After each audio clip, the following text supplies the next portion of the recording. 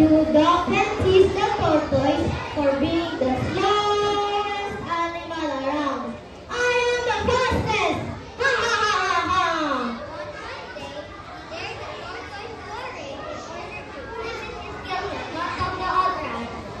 Fed up with the hare's bragging, the tortoise finally accepted a challenge and decided to compete him in a race.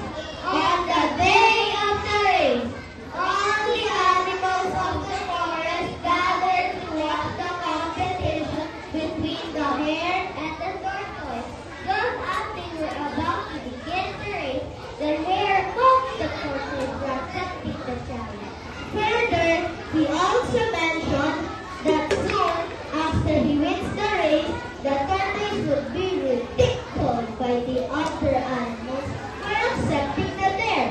The tortoise kept and didn't pay heed to the hare's words. The race began at the count of 1, 2, and 3. The hare immediately started running, and the tortoise started at its usual slow pace. The hare is a long way, almost a few yards from the finish line. He looked back to check if the tortoise was anywhere nearby. However, the tortoise was left far behind and almost could not be seen.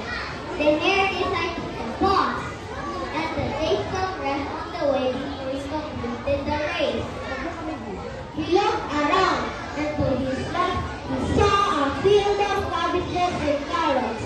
He decided to snap off cabbage and take a short nap so that he would quickly run past the finish line in a fresh mood.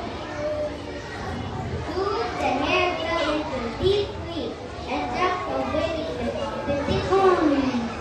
Time passed and the sun was already setting. When he suddenly woke up, he quickly jumped.